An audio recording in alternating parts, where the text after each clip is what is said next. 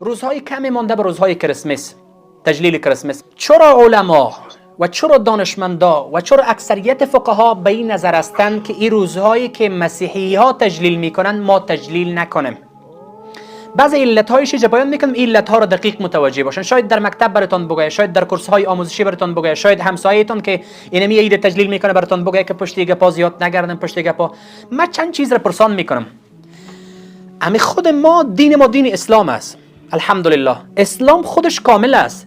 نیاز نیست که از فرهنگ‌های دیگه، از ادیان دیگه ما بیم فرهنگ اونها را، عنعنه اونها را، روز خوشی اونها را بگیریم در اسلام اضافه کنیم.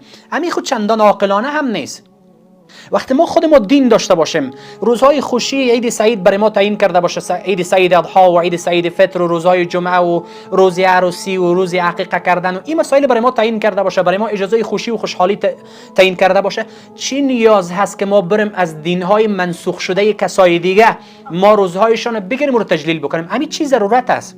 وقتی که ما خود ما مستغنی باشیم، دین ما غنی باشه، دین ما بهترین فرهنگ ها و بهترین روزهای خوشحالی و شادمانی و سرور داشته باشه، چی نیاز هست که ما بریم روز کسی دیگر تجلیل بکنیم؟ امیر دور از این مسائل شرعیش، امیر خو عقلم میگه که اما فکر انسان، درایت انسان میگه که دین اسلام دین کامل است. الیوم اکملت لکم دینکم و اتممت علیکم نعمتی و رضیت لکم الاسلام دینا. دین کامل است. پس ضرورت به این چیز که ما بریم یک روز رو به نام روز کریسمس تجلیل بکنیم، در روز بریم امرای او کسان نان بخوریم، در روز تحفه ایشان رو بگیریم، در روز لباس نو بپوشیم، لباس جدید بپوشیم؟ نه. چرا؟ این یک موضوع دیگه، اگر احیانا ما در این روزهای عید اینها و روزهای کریسمس اینها اشتراک میکنیم، میفهمین چی میشن؟ ما در تقویه کفار ما همکاری کردیم، ما جمع اونها رو بزرگ نشان دادیم و اونها فکر میکنن که این کار ما درست است. یعنی یک مسلمان اگر ما در یک جای، مثلا من مثال میگم، من نصرت اگر ما در یک جای اشتراک بکنم که اونجا برنامه گناه هست، معصیت است، نافرمانی خدا هست، همین مرا که مردم در اون جمع ببینه میگه فلانه مسلمان ما در یک جمع دیدم که اشتراک کرده بودن، پس اگر اینو میتوشه و دیگه مردم باز جرأت نمیگیره. ما خود جمع کفار بزرگ نشان دادیم دیگه، ما در تجلیل عید اونها اشتراک کردیم، وقتی که اشتراک کردیم قوت اونها رو نشان دادیم و اونها هم از خود راضی میشن که واقعا این کار ما درست است. پس اسلام دین کامل است. نیاز به این است که کسی دیگه کدام روز خوشی دیگه اضافه بکنه. نیاز نیست که ما اشتراک بکنیم به خاطر که باز اونها خوش شوند و تقویه شوند و تشویق شوند. من یک چیز دیگه را میگم، یک موضوع سوال از خود بکنیم. امی قسمی که اونا میان به ما میگن بین از روزای ما تجلیل بکنین، بین امروز ما غذا بخورین، بین ما تحفه بگیرین، بین این روزای امروز ما تبریکی بتین و فلان در خانه ما رفت آمد بکنین، من از شما سوال میکنم، امی روز عید سعید اضحی یا روز عید سعید فطر، امی دو روز عید که ما داریم، کدام کافر آماده، کدام غیر مسلمان آماده باشه که روز عید ما رو تجلیل کرده باشه، لباس نو برای خود جور کرده باشه و خب اموت آمادگی که ما برش میگیریم ما عید میباشه چقدر آمادگی میگیریم، دکانا بسته میشه، مردم لباسای خوب میگیرن، بازارها باز میشه و بازارهایی که جای تفریح باشه هدفم و باز میشه، مردم به خانه‌های یک دیگه میرن. چرا کفار میکنه نمیکنه که ما دمی هر کار کافر میکنه، هر کار غیر مسلمان میکنه، ما دیگه دول از رو دول زده روانست، ما رقصیده روان هستیم؟ چرا خیمی تو میکنیم که وقتی اونا هیچ کاری از ما را انجام نمیتن، نه یک لباس جدید در روز ما میپوشن، نه یک لباس جدید در روز عید سعید میپوشن، در عید سعید فطر و اضحی؟ خیما مسلمان ها چی کم داریم؟ از خود چی بی برنامگی از ما صورت بگیره که ما بریم عیدای اونها رو تجلیل بکنیم؟ این دیگه موضوع دیگه ای که ما میخوایم در این مورد یادآوری بکنم، متاسفانه بعضی از مسلمان ها وقتی که در تو جای اشتراک میکنن، در تو جشن های کریسمس ها اشتراک میکنن، از اونها متاثر میشه. بالاخص اون مسلمان هایی رو میگم که از دید ایمان ضعیف باشن. شما الحمدلله خیلی مردمای قوی هستین، درس میخوانن، تعلیم میکنن، اهل قرآن هستین، اهل دیانت تقوا هستین، علوم شرعی میخوانن، برای شما ان شاء الله که تاثیر گذار سرتان نمیباشه. ولی اگر کسایی دو مجالس اشتراک میکنن که متاسفانه ضعیف الایمان هستن، اونا وقتی که اوجا ببینن که جشن اونها رو ببینه و مزخرفات ببینه، باز شفته میشه، باز میبینه که آهسته آهسته از دین برمیگرده. پس ما نباید به این چیزا اشتراک بکنیم و ما خوش باشیم که فلانه، نه در این روز تحفه کسی بگیرین، نه در این روز دعوت کسی را. بله یک چیز موضوعی خیلی مهم، ایتو نشود که با این مردم ما دیگه در جنگ باشیم، این مردم دیگه دشنام بدیم که برو شما ایتو کردین، شما ایتو. نه اصلا این کارا نکنن.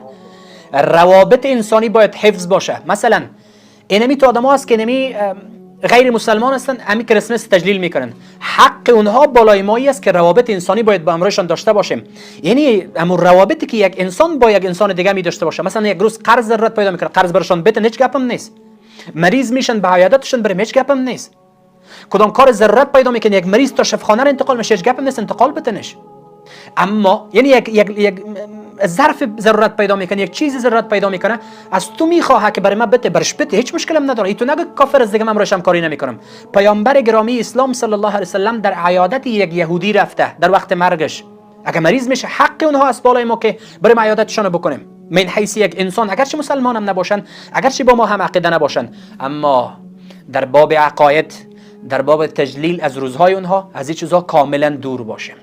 کاملا دور باشیم. از اونها خواهش بکنیم، برشان بگیم از ما خود دین ما اسلام است. اسلام ما برای ما اینی تو یک حد و مرز تعیین کرده. در این جای با شما در تجارت با شما هستیم، در عیادت با شما هستیم، در قرض گرفتن و قرض دادن با شما هستیم. تعاملات انسانی که حد ضرورت باشه با هم رعایت میکنیم. اما در عید دیگه نه، در کریسمس دیگه نه، در اینکه ما بیم عقیده خودت بپذیرم دیگه نه، در اینکه ما همراه تو کلیسا برم دیگه نه، اصلا نه، دیگه نمیخوام.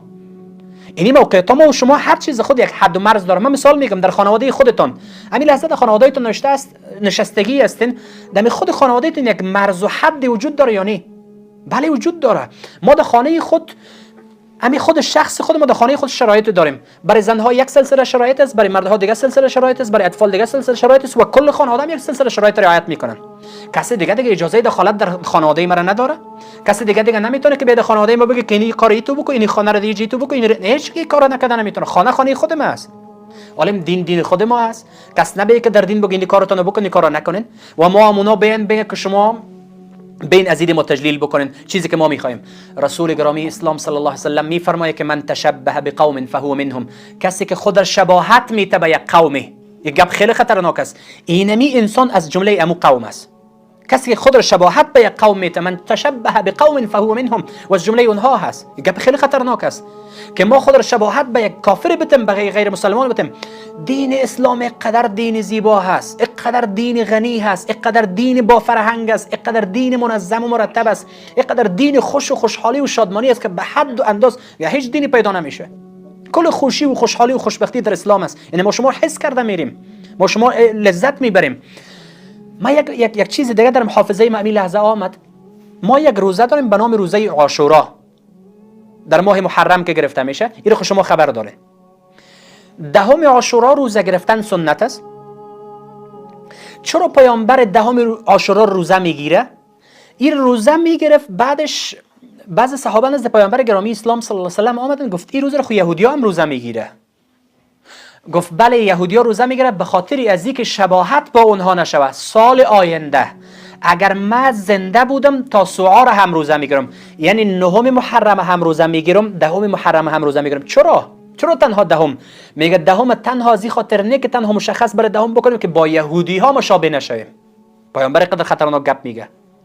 یعنی من نمیخوام که دمی روزه گرفتن در این عبادت و بندگی خدا که اونها هم روزه میگیرن، من روزه میگیرم، من نمیخوام با یهود مشابهت داشته باشم. پیامبر سال آینده میگه اگر من زنده بودم روز نهم میگیرم، روز دهم میگیرم که با یهود فرق شوم. حالا ما مسلمان ها نه تجلیل میکنیم کریسمس اینها را، نه ازشان تحفه میگیریم، نه ازشان چیز میخوریم، نه دعوتشان میپذیریم، ولی روابط انسانی رو حفظ میکنیم که تو نشه که باز از ما آزرده خاطر شوند، خفه شوند، امرای ما جنگ بکنه، یا ما خدای نکرده از ما بد اخلاقی صورت بگیره که باز چهره اسلام دیگه بدنمایی نشوه، دیگه چهره اسلام بر اینها خشن معرفی نکنیم. براشون بگیم که رفیق، براشون بگیم همسایه، براشون بگیم فلانه. اینی که پر واضح براشون بگیم ما از خود عید داریم، ما از خود روزهای خوشی داریم، ما از خود روزهای شادمانی و سرور داریم. دیگه ما را ادمی مورد مستان معذرت میخوام، صادقانه مستان معذرت میخوام، من نمیتونم در میدیتون اشتراک بکنم، خفه نمیشم از روز دیگه در جای دیگه باز جبرانش میکنم. خلاص همین میگم شون ما اجازه خندیدن داریم، ما اجازه خنداندن داریم، ما اجازه تجلیل روزهای عید خود داریم، ما اجازه تجلیل روزهای مانند جمعه داریم کنار هم آمدن بنشینین، جشن بگیرین، عقیقه ها رو تجلیل بکنین، عروسی ها رو تجلیل بکنین، البته حد و مرزی که شریعت تعیین کرده. اما یه جبهیم که یک هندوها یک روز داشته باشه، در روز ما همراه هندوها اشتراک بکنیم. دیگر روز مسیحی ها داشته باشه، در روز ما همراه مسیحی ها اشتراک بکنیم. دیگر روز عید یهودی ها داشته باشه، همراه اونها اشتراک بکنیم. دیگر روز عید بودایی ها داشته باشه، همراه اون اشتراک بکنیم. دیگر روز عید مشرکین و فلان داشته باشه، ما همراهشون اشتراک بکنیم. خیلی ما خود دیگه تو نیست که برای هر دولی آمد ما برقصیم دیگه. اونا به هیچ دین، به هیچ چیز از دین ما پابند نیستن.